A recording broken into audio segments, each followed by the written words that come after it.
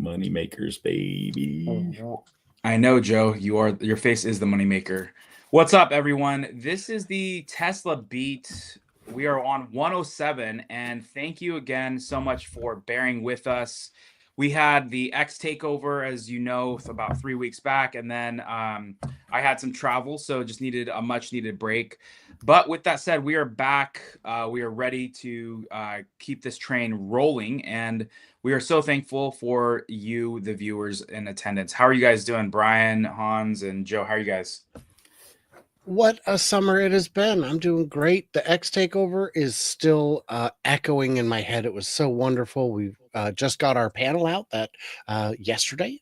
Go check it out on this very channel on Tesla Owners of Silicon Valley, where Hans, myself, whole Mars catalog, Dr. Know-It-All, and Farzad had a fantastic discussion about AI's future. It was great.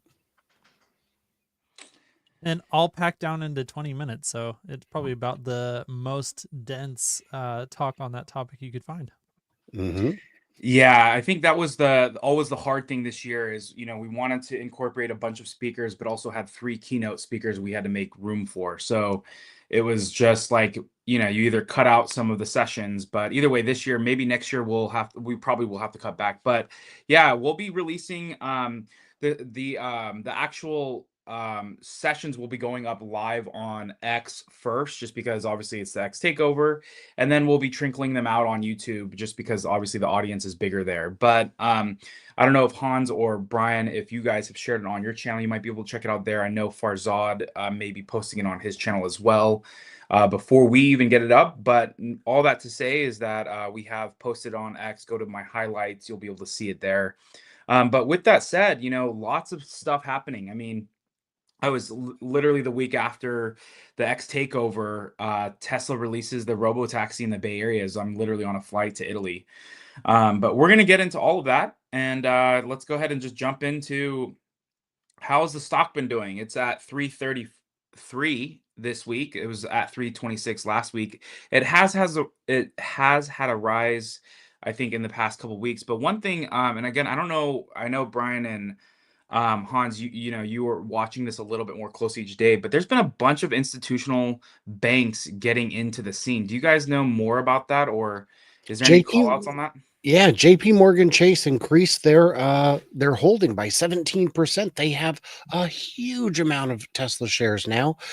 But all the while, if you look at their investor notes, they keep telling us don't buy it. It's our price target is way below what it is now. Meanwhile, they're still loading up. Guys, this is ridiculous. They've been holding low targets on Tesla forever. They'll say it is it's worth 110, so don't buy it. Meanwhile, they're just loading up like crazy year after year.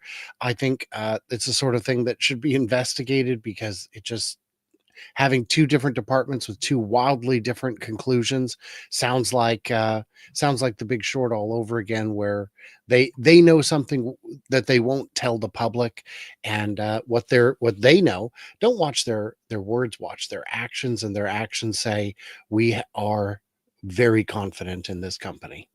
It's like the reverse of the crypto pump and dump scam. It's the dump on it in public and then pump up your bags in the process. Yeah.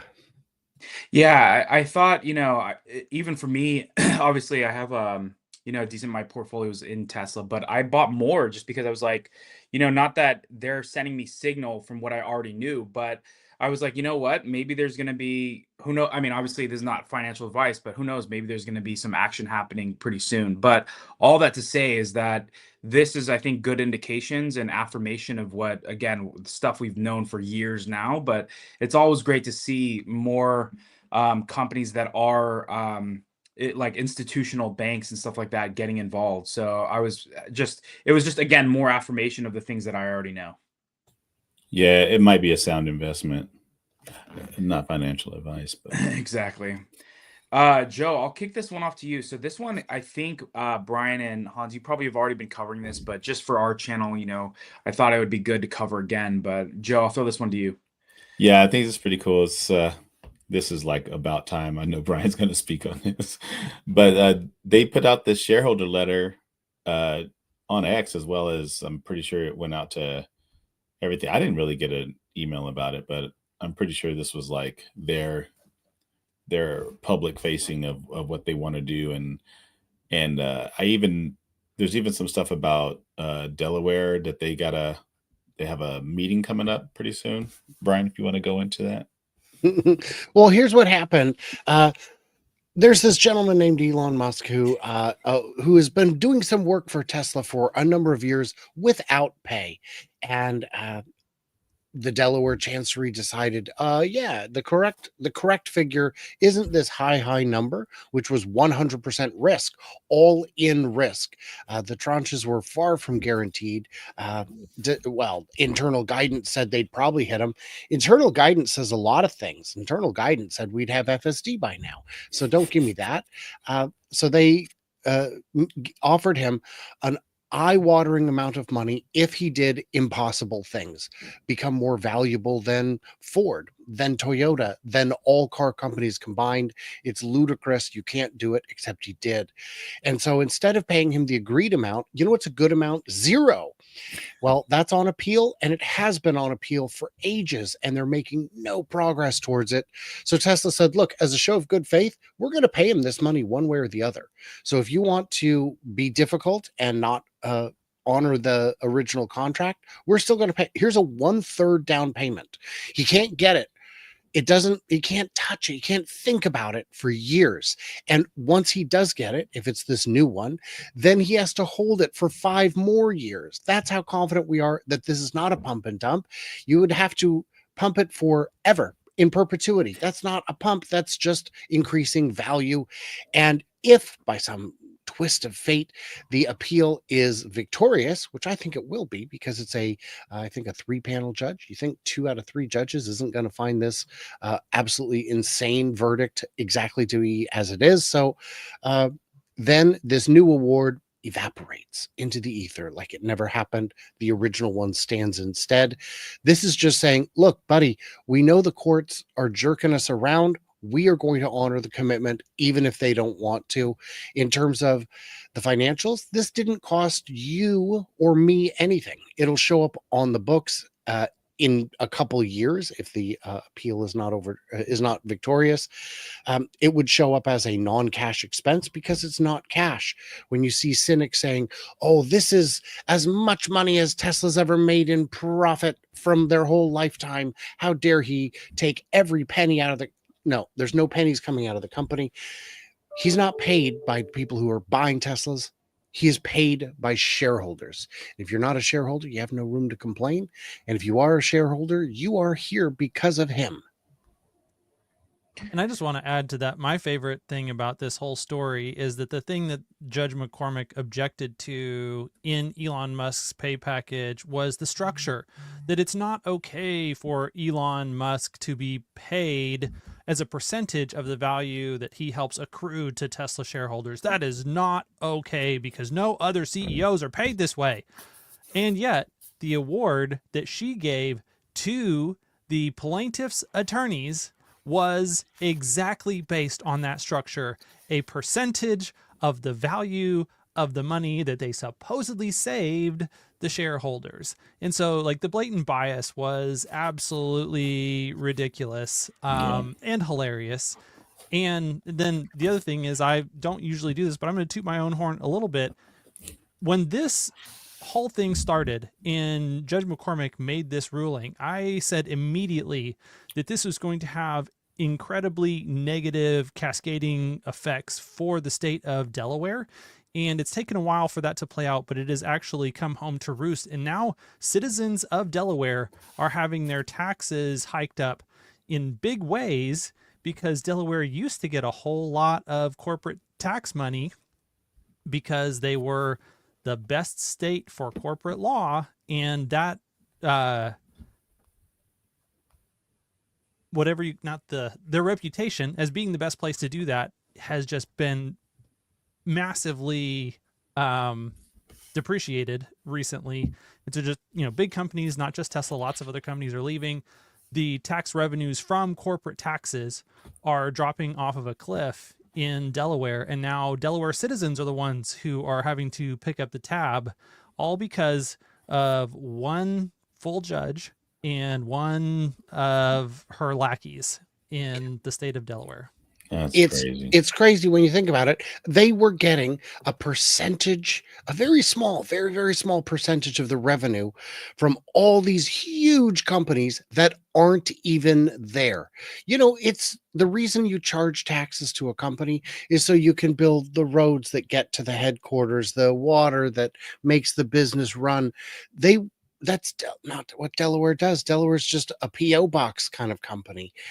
A state for companies. And I don't know if it rises to the level of bias when all she's being is one whole dumbass and just expressing her rage. It's I don't even know if there's room for bias with all the stupidity and just drinking the haterades, what she's doing, and it is coming back to bite the whole state in the butt. And that's why another reason I think the appeal will be successful is the other judges will look at it and say, you realize this will be the end of Delaware as a corporate haven, right? And in a lot of ways, I really feel like it has. You see it, right? And not, and again, whether it really doesn't matter what your political view on Elon Musk is. People respect him as a businessman and entrepreneur. The man has what, 6, 7 companies.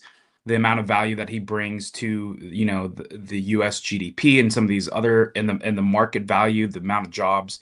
People respect his his game when it comes to starting companies, making companies, whatever.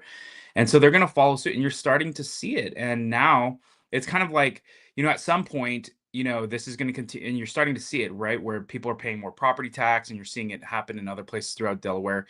The citizens of Delaware need to make sure that they vote to overturn the direction that this stuff is going. Otherwise, it's going to continue to, it's just going to become, a very, a lot of those taxes and that income is going to need to be replaced somewhere, because again, Delaware is operating at, from an expense level they're expecting a certain amount of income. When that income goes down, they either need to drop their expenses or find another way to fill the gap. And what do most of the, what do businesses because do? governments are so good at dropping their Exactly. expenses, And they're not going to. It's kind of like, once you give them life support, why would they go off of it, right? So I think more and more companies are going to continue to leave.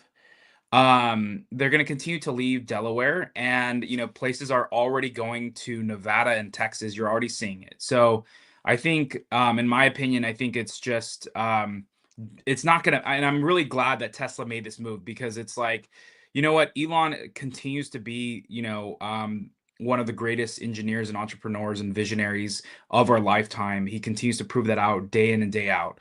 And it's important to keep him incentivized, keep him focused.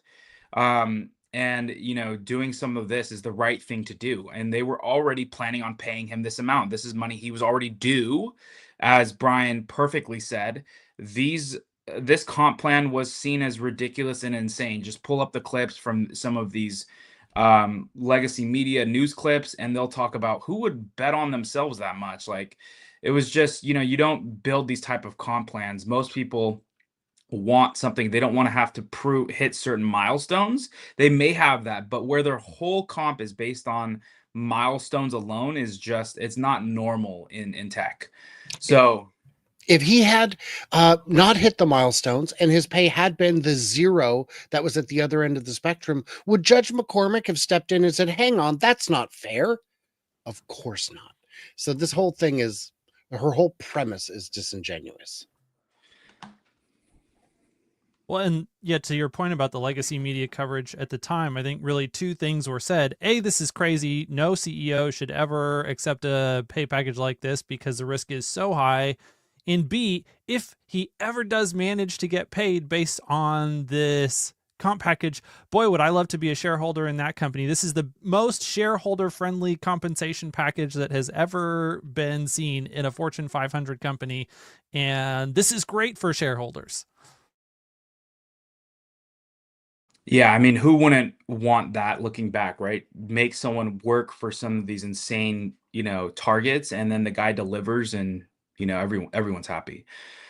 So yeah, I think I'm really excited. I mean, it'll be interesting to follow the story on what happens with Delaware. I think Brian, Alexander Mertz, like some of those are great people to follow. Even shout out to Amy, just on like what's happening in Delaware, and really this comp plan as well.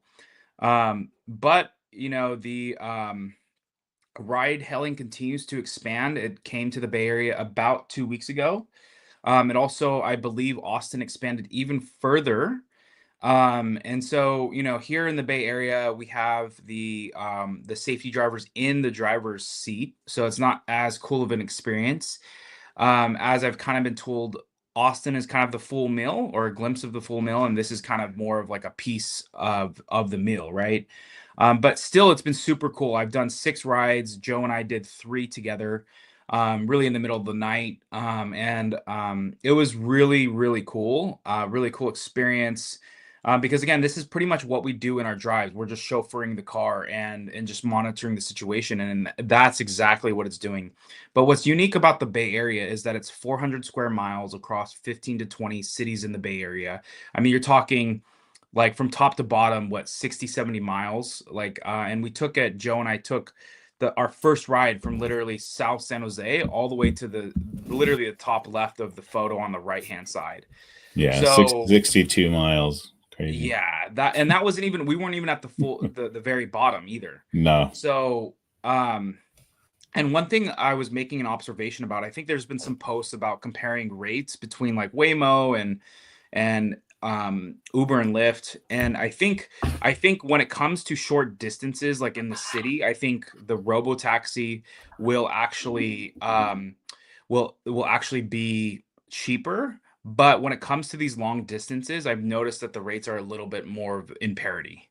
So that'll be interesting. Again, that was just my observation, but still really cool. I mean, like Austin's kind of been, I mean, I flew out there when Hans was like, hey, you want to join me as a +1? So, he was nice enough to offer that spot. And,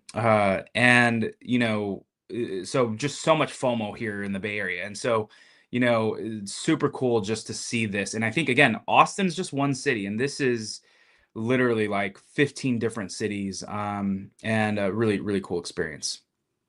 I had FOMO that they released this literally 1 week too late. This would have cut my transportation costs around San Francisco literally in half because we were Ubering everywhere. And I'll Oh, tell no. you, some of the worst Uber experiences I've ever had in my life. The Waymo was really cool. And then some of the Uber experiences were great. But yeah, like you just have that variability with Uber of you are rolling the dice and you have no idea what it is that you're about to get. And sometimes it comes up snake eyes. Yeah, I mean, Joe and I, when we were taking our Uber rides, and this is stuff that you won't deal with. Like, so long story short, we got all the way to the top of the geofence, and I think we were past the time where Uber or sorry, the Robotaxi times were shutting off. I think it was like 1 a.m. or something. And so we couldn't hail another one back. And so long story short, we hailed a Lyft over the Golden Gate Bridge, went back into the city. And the driver was getting frustrated that we kept moving the location, even though she was getting more money for the drive. And we were just like reminded, like, doesn't happen in the Robotaxi. And so I did a 2-hour ride the other day, and I moved the locations like 3 times when I was in the Robotaxi. And no complaints from the driver or the car itself, which is what the future is going to be, right? So Yeah, I think like that part plays into it. Also, the vehicle smelled bad and was not like a great quality vehicle to be in. But you take that into account, and you also take into account the fact that you don't have to tip this person. You know what I mean? Like Robotaxi rides are just going to be Robotaxi, so you end up with your flat rate.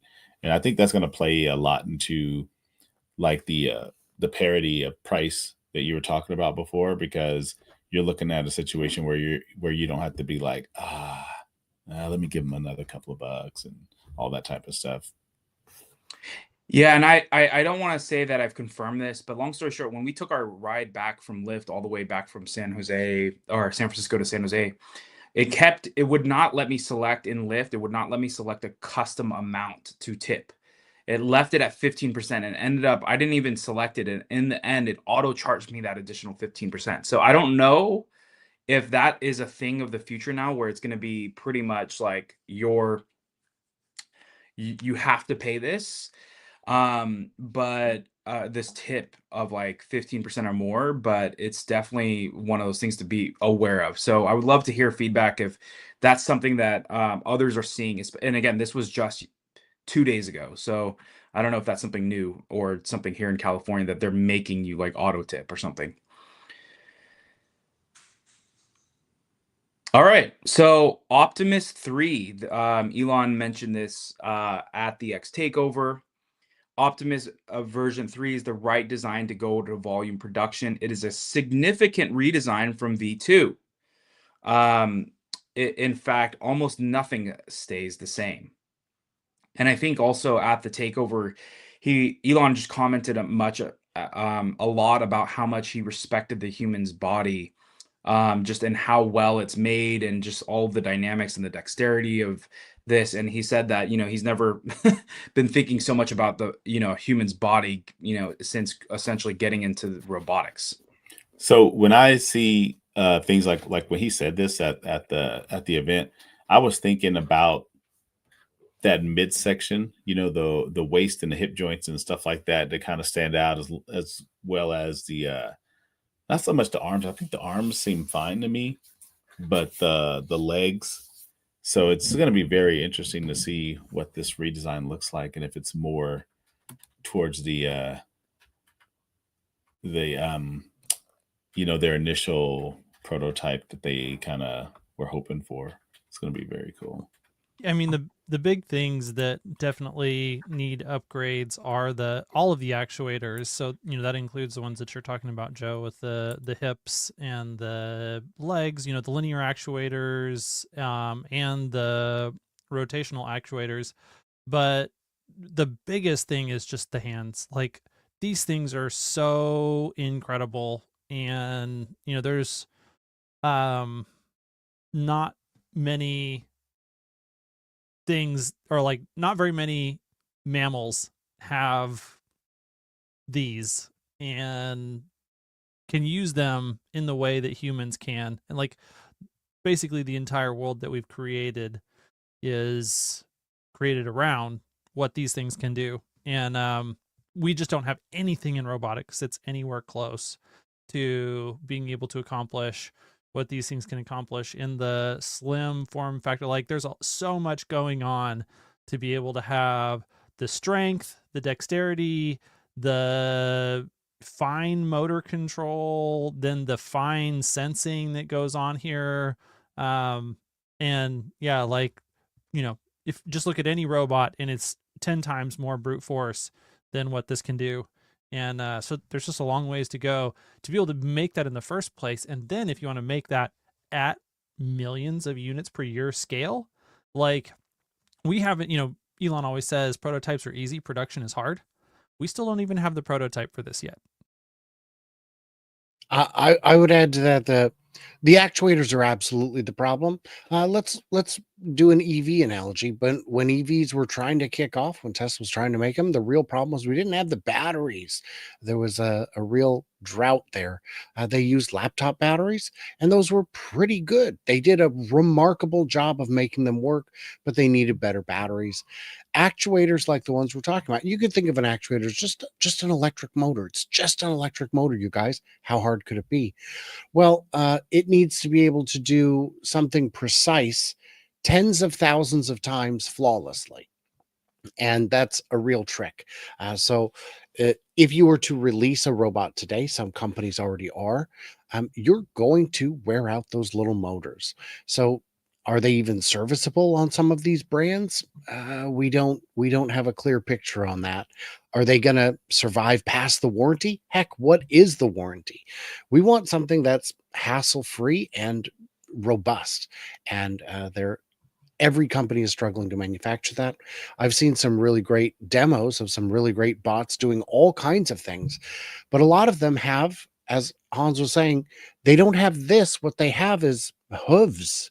They have pretty terrible controls for what you can do to actually interact with the world. That parkour bot from Boston Dynamics, now it was never meant to go into production. They've got a newer version that's more sophisticated. It had tennis balls for hands. I don't know what kind of utility you're going to get out of something that can do parkour but has no hands.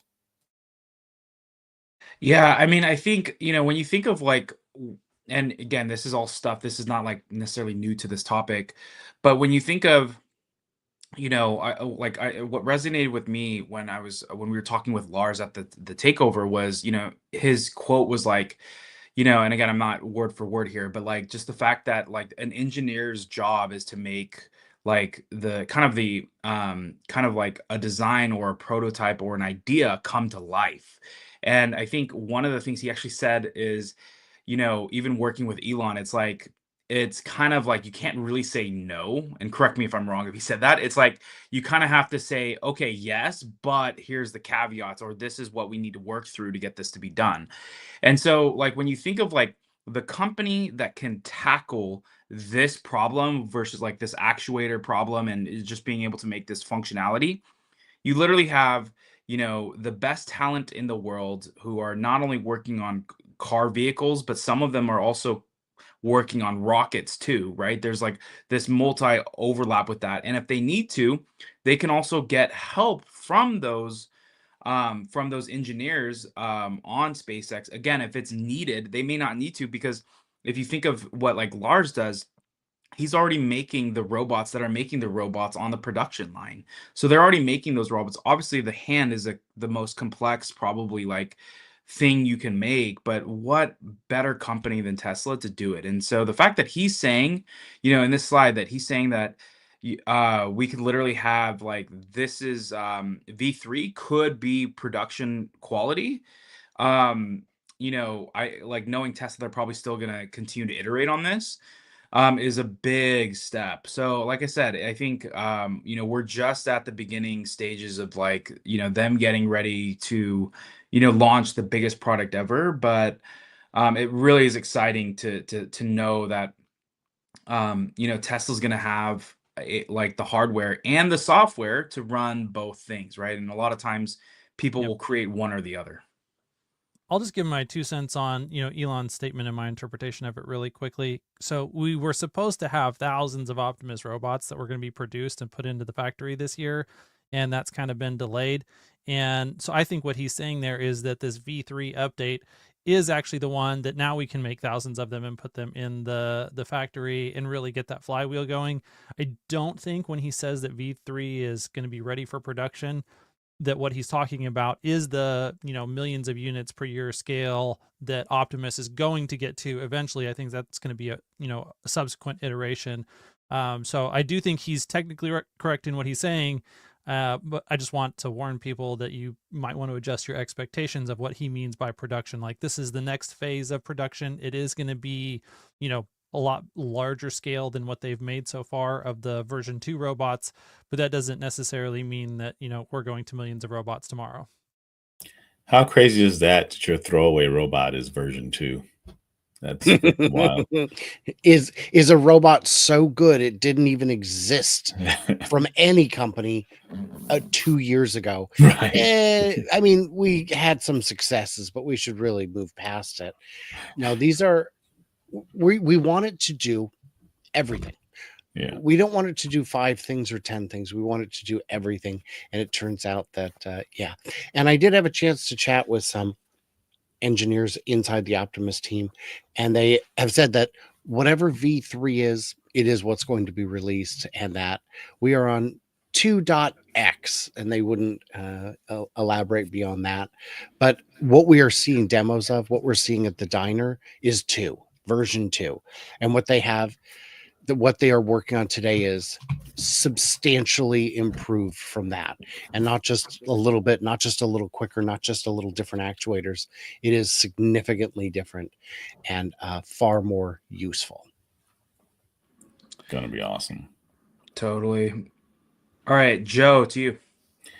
Teslas are the safest vehicles in the world. No matter where you go, no matter what country you're in, Tesla has the highest safety rating there, period. So, but yeah, this came out, the refreshed Model Y in China just scored the highest safety rating from the IIHS for 2025. That makes it 7 years in a row for Teslers with the Yesler. Pretty awesome stuff. Yeah, I mean, all stuff we knew, but like, just amazing to see that Tesla continues to be affirmed by the market. I had no idea how safe Teslas were, John, Yeah, I didn't think you did. until this moment. Exactly. All right. Tesla Semi is awesome. And actually, you know, funny enough, again, it's kind of funny how, you know, it's only been 3 weeks, but we're still talking about the takeover and stuff. But you know, Lars commented about how his favorite project right now is actually the Semi, and how it's kind of like the most underrated project that they're working on, just because of potentially the impact. So Sawyer reported 2 Tesla Semi drivers after the experience with the truck. I do not want to go back to a gas truck. I'd like to retire in this vehicle. I just love driving it. Another one said hey, who wants to drive this Semi? I was a senior driver and I said, yeah, I'll drive it. I want to drive it. I want to drive something new. It did not disappoint, and it has a better turning radius than our 2 axles. And so I think, like I said, you know, I think if this is going to go into production next year, I think actually didn't Lars mention that at the takeover again too? He reiterated that, and I think even Elon maybe commented on it. But all that to say is this is coming. They're building the factory that's going to mass produce this in Nevada. They're putting up a brand new factory next to Gigafactory 1 to do this. But you know, I do think that the Semi will continue to amaze legacy drivers, and just be, you know, really exciting. Thing on the Semi is the only obstacle I see is the cost. We don't know what the cost is going to be. It's going to be much higher than what was originally announced, in part because it's been 8 years of inflation, and pretty serious inflation at that. But even adjusted for inflation, I think it's going to be more than the original figure. And oh no, that's critical. That kills it. Nah, it doesn't. If they were $1 million a truck, there are buyers for whom that would still make sense. The Mack electric truck that they're using for garbage trucks in some cities is $500,000 before you upfit it. And neighborhoods are still buying it because there are places where the trucks need to operate earlier in the day at hours when the noise is not legal. So there are applications for it where it works. If it costs $500,000 a truck, there are companies that will buy it. The market is genuinely vast, and they only need to if the initial ones are high, let it go to just the companies that will buy it. It's like the launch edition or the founders series or any number of things that Tesla does early. The people who paid for Megapacks 3 years ago are looking at the price today and thinking, boy, I overpaid. No, it worked. You bought it, and now the price is coming down for everyone. It's the same with the first generation of any new phone. Thank goodness for the folks who are willing to buy a brand new $1,000 phone, because in 2 years, everyone will be able to enjoy it. So let's just get it into production and be excited. If you think it's too expensive, good, don't buy one, but don't get sad that other companies have found value. Brian always spilling the beans. All right, so Joe, I'll pass this one to you. This is pretty cool. Breaking Tesla secured a massive 2.7 billion megapack order from Georgia Power. The crazy thing about this is that this is like power over 2 million homes for hours. Like this is a pretty massive thing that they worked out. And I mean, we know Tesla Energy is making moves. They just keep like being the standard, and it's pretty cool. I think what people don't realize is that Tesla's not the only one who makes, energy solutions like this in big scenarios like this. But I think their price point and the software, like with the vehicles, just makes a difference. Tesla isn't the longest range vehicle. It's not even the fastest charging. But when you compare everything that it does well with what it has and the software involved with it, just makes the makes the choice for a lot of companies, and I think that's what you're seeing with Tesla Energy. That is a big thing to remember, is that Tesla isn't the only game in town for anything. There are companies that are rivals to them in every sector. They just get all the headlines because they do it better. If you look at battery energy storage systems, LG makes them, BYD makes them. There are dozens of companies that make them. In the US, Tesla's the largest. In Asia, Tesla's not the largest. Other companies are ahead of them. But in Europe, in Australia, in a lot of places, Tesla is the largest, because even though their systems may cost a little more, it's worth it because they work. That's why you buy $100 work boots instead of $20 work boots. There is a difference between them. So this is, it's just pure money, and it just keeps going out the door at huge, huge margins, even while they're slashing costs. And I'll just say, I think there's only like 4 million households in Georgia. So this is enough to power like literally half the state of Georgia for 4 hours, or the whole state of Georgia for 2 hours, which is, pretty crazy. That puts so much flexibility into the grid and Yeah. allows Georgia to get so much more out of all of the power infrastructure that they already have. Kim Java wins again.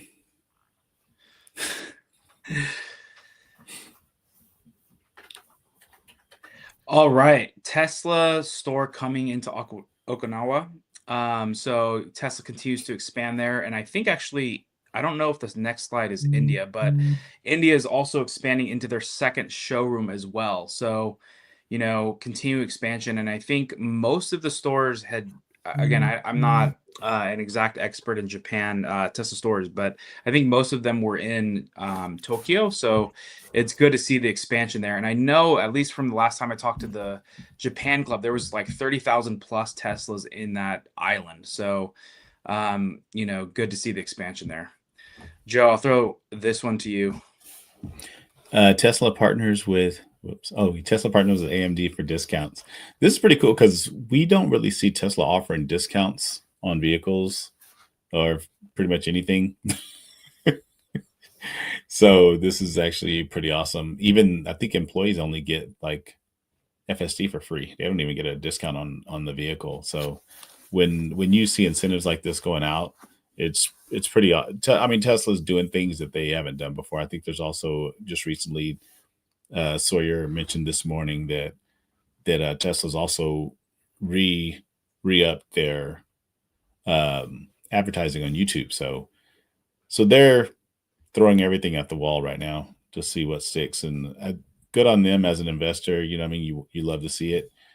It's pretty cool that they're not resting on their laurels, and they're just making moves. And when people are always questioning about Tesla, I just look at the fundamentals, and the company's so solid with such a good freaking roadmap that it's just like you can sleep if you want to. Pretty much. All right, next story. Tesla and LG Energy. It's a thing. $4.3 billion battery deal with LG Energy Solutions.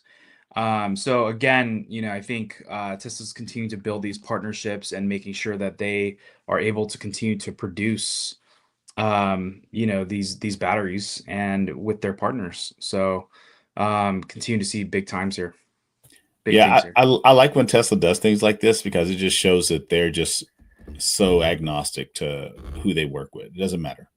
Yeah, we make batteries, but you make batteries, and we need lots of them. We'll take yours and we'll make ours, and they just do not care. And that is just a snowball. You know what I mean? Like, they are just racking up the energy. It's freaking crazy.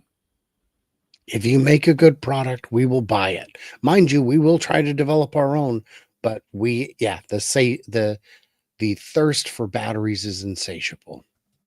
But yeah, if you can keep up, then we've got products we can sell that will use your batteries. And this is a really good partnership for Tesla because, like the headline says, it reduces reliance on Chinese LFP cells. My understanding is that the bulk of this deal actually is to buy LFP cells from the plant that LG is actually setting up in the United States, in Michigan, and that the majority of that production is allocated to megapack production. So this is going to be, more than likely the source for, the new megapack factory that's going in Texas.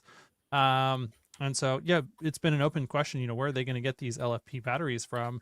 And being able to buy those from a company that's not a Chinese company, it's a Korean company, and have those batteries actually be made here in the United States is definitely a big win, for everyone involved. Yeah, but where are you going to get the lithium in the US? Oh, that's right. For those who don't know Corpus Christi, Texas, Tesla has their own lithium refinery. So I forgot. Yeah, I think Elon said on multiple calls, he's like, "Can someone start doing lithium refining?" But He was yeah, saying no, that for years. There's so much money left yeah, on the table. So crazy. exactly. But imagine someone actually did that. They're not going to be able to do it as well as Tesla would unless they were already doing it, right? But all that to say, yeah, I love seeing these deals, especially given that Tesla, like, what they'll do is they'll like, hey, let me go and try and build something myself, like the Dojo computer, right? And they'll see like, okay, if we need to step in, like, we're going to build the world's, like, smartest computer. And what did they realize? Like, you know what, this is kind of redundant. We're going to cut and scale back. So I think it's great to be like, let's go and try and make things ourselves. But then at the same time, when we realize that this is maybe not something we should lean into, we're going to pivot and go a different direction. And I think in situations like this, where it's like, yeah, can you keep up? Are you making a good enough product and giving us the right pricing and all that other stuff on it? They're going to feed those people, and they're not scared to, even though they may be doing it themselves in some of those cases as well. All right, so the Tesla diner, as we know, is in Hollywood. Elon has commented that it looks like there's going to be one in Starbase, which is pretty exciting. So, which makes sense. If that's the gateway to Mars, we need a diner there. Yeah, it's going to be pretty awesome. I mean, I've been multiple times to the current diner, and it's a spectacle. It's pretty cool to see, and having one at Starbase is pretty awesome. Anybody who's been to Starbase knows that they could use a diner out there. Just a little bit. All right, so I kind of probably stole the thunder here, but Dojo by Hello AI 6. So I'm gonna just read this. Latest from Tesla. Tesla Robotaxi gets state rideshare license for Texas. XAI trains the FSD data on its Colossus and helps FSD as well. So Tesla ditches the Dojo. I would really like a source for that second statement. We've heard, lots of speculation about that, and he may actually have a source, and this may be legitimate. I would love to be able to dig deeper into whether or not there's legitimate confirmation that is happening, or if that's just what people are the training of the data on Colossus. Yeah, reasonably guessing is happening. Yep. Do you guys have more from what? Do you guys remember off the top of your head the main reasons for why they ditched Dojo? They didn't need it, like because of AI 6, right? Yeah, they're moving way too fast. The tech and the training is just going way too fast. For that's why there's no AI 5. They're just skipping it. They're just going. It's going to be straight to AI 6 for everything else. What Elon said was that it's a convergence. Like everything is just like coming into one, and it's just like AI is just so much faster. It's crazy how the tech is moving so quick that they didn't even suspect it. You know what I mean? To be moving this fast. Yeah, this is a deep rabbit hole. Dylan Loomis, I think, probably has the best video that I've seen. It's like a compact explanation of this. It's like 30, or like this section is probably 15 minutes on one that he released last week. And then Farzad and I did a real deep dive on this for an hour and some change last Friday, I believe it was. But yeah, what Joe said is pretty spot on. When they moved to a partnership with Samsung instead of a partnership with TSMC for producing the AI6 chips, and then they wanted to, like, I think they're wanting to do Dojo with Samsung as well. So it's not that Dojo's completely dead. It's changing form factors, and it's going to be based on a different base level architecture than previously. And in order to have your AI6 chip be something that you can also have not only in the car, but you can put a whole bunch of those together to be in your training cluster, then you have to fab those with the same people that are fabbing, the one that goes in the car. And how Samsung makes chips is just different than how TSMC is doing their packaging. And what Dojo was built on TSMC's packaging technology. And so you can't continue the specific path that they were on with Dojo and TSMC if you want to then combine your training and your inference into, one very common standard.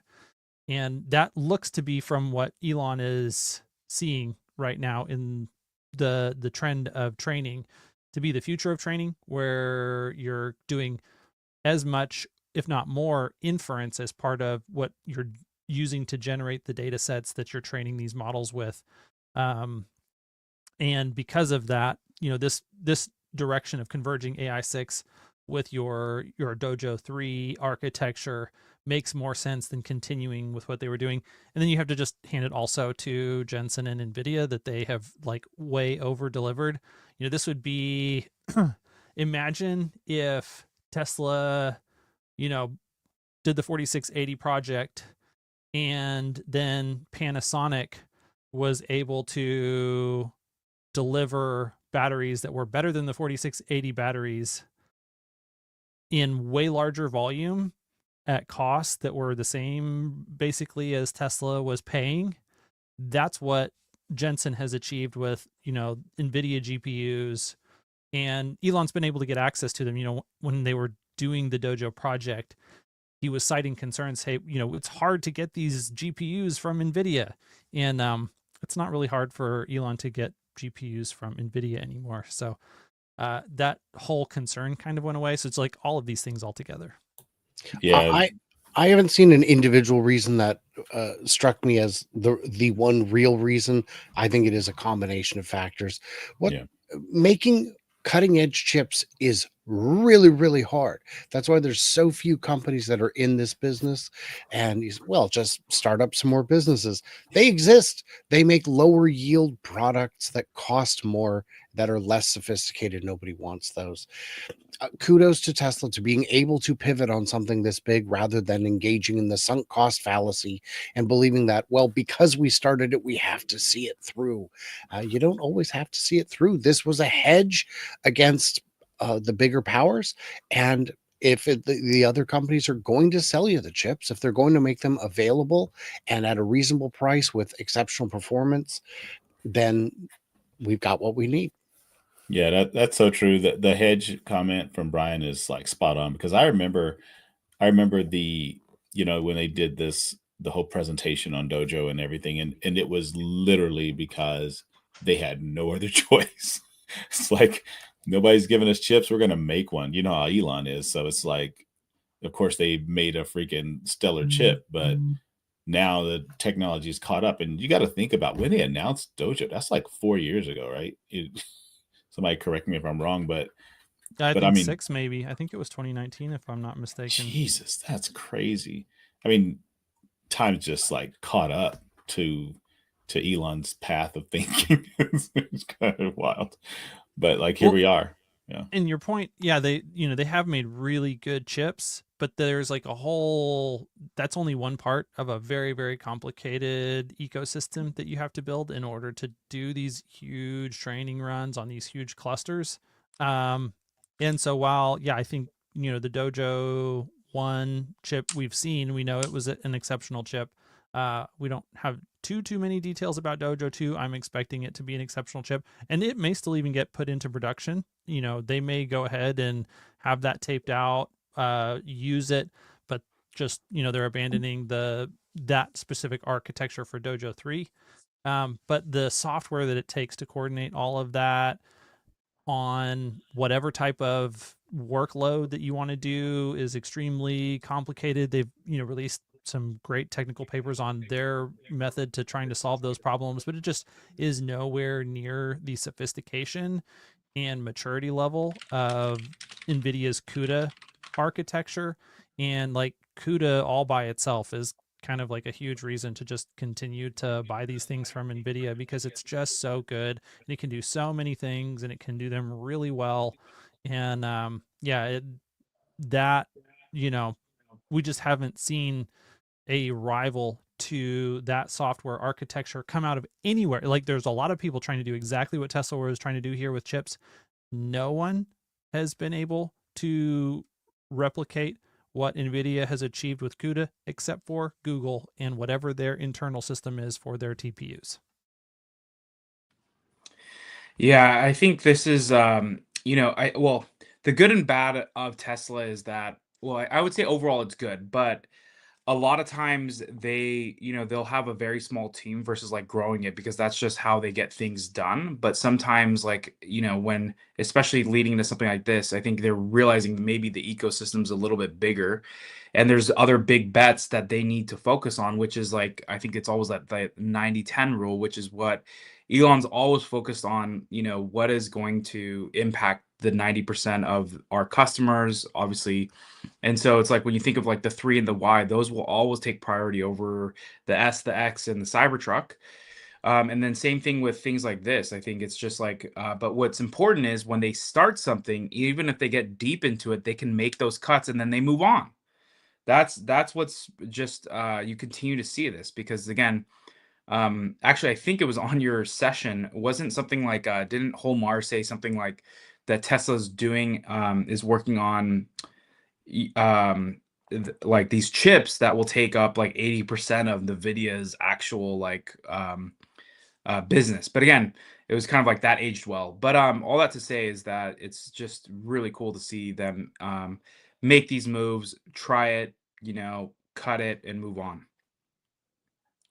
All right, so we know that this quarter is going to be fat. It's partially because of the $7,500 tax rebate is ending on 9/30. You need to make sure that you take delivery before that to qualify. So it's not the order needs to go through. You need to take delivery and get the car physically.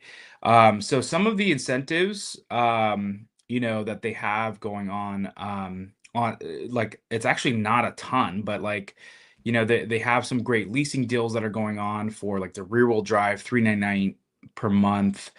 But it's definitely, go check them out. It sounds like even in Canada now you can actually get free lifetime superchargers on the Model 3 inventory ones. So just go check those out. I think a lot of these incentives, the US Model 3 incentives will be removed very soon.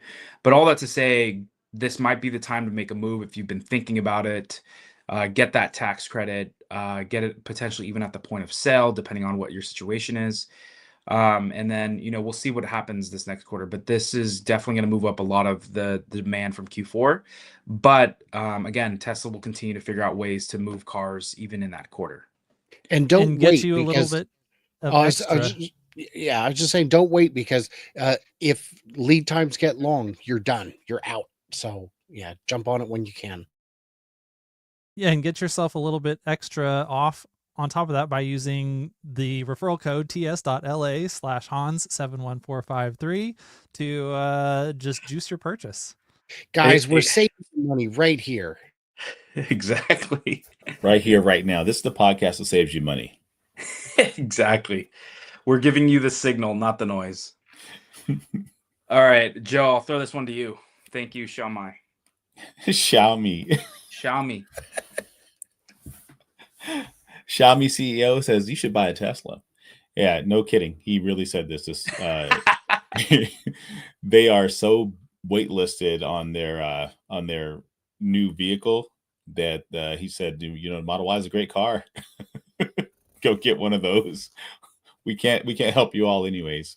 So, and you know what? it's a funny statement, but the fact that what you have to realize is the production amount that Tesla is able to manufacture. Their manufacture rate is just so much better than everybody else's. Like when people talk about the failing sales of the Cybertruck, those sales are still better than freaking Rivian, better than a lot of other companies that are even selling just regular EVs. Like these are crazy manufacturing rates that Tesla is able to accomplish. And so when you see like a CEO saying, "Hey, yeah, we made a competitor, but we can't make vehicles at the rate that Tesla makes vehicles. You should buy that if you need a vehicle right now." That's pretty groundbreaking.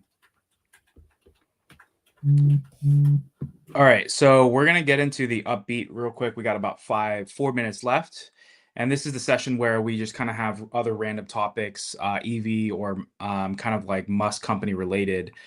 So Brian, we're gonna pass this first one to you. Tesla owners make conversions. It looks like there was a 66 Mustang on the outside, but Tesla on the inside.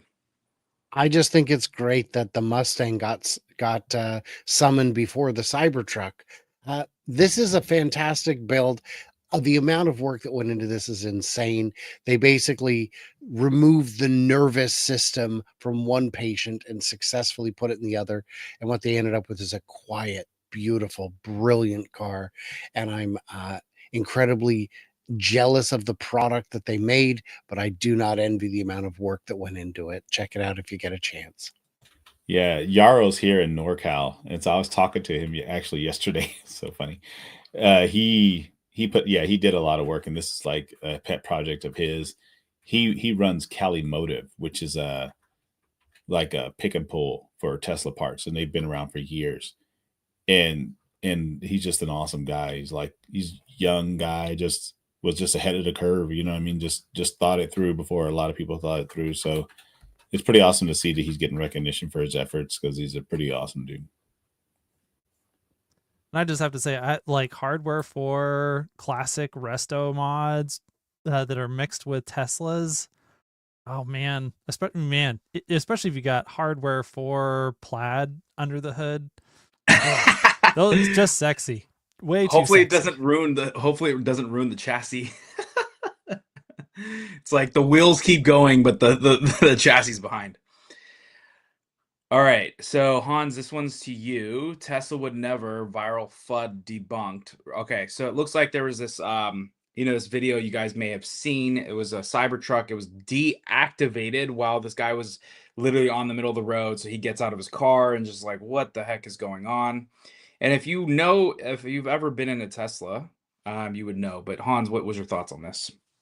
Well, I think we've seen this before. It played out in China with the whole brake failure thing, and we've seen how that played out. Obviously, this is fake. Obviously, this is something that's designed to get attention and paint Tesla in a bad light. And I'm glad that the Tesla account is moving quickly to just be public about the fact that this is absolute crap. And 100% this will be substantiated, and this will end in the same way. Hopefully Tesla actually takes legal action against this person the same way they did in China, because this is totally not cool. Yeah, but it says on the screen to return it to the dealer. What's a dealership? That was mistake one. So the wild thing about this is a rapper who made a song called Cybertruck, and he's actually trying to promote, but he just well, maybe he'll make more more money off of promoting his song than he'll have to pay to Tesla in legal fees. Maybe. And he might be more successful with these fake videos than his own career. So, but that is it. That's the show this week. We appreciate y'all tuning in and making this podcast awesome. Hopefully we were able to keep you updated. Thanks again for bearing with us as we took a short break. And we will catch you guys all next week. Please patronize these hosts that give their time each week. Make sure to use Hans's referral code as well, 71453. Along with, go follow their YouTube channels. They're tagged on YouTube, and then also too their X handles are tagged. So give them a follow. Lots of great information that comes from them each week.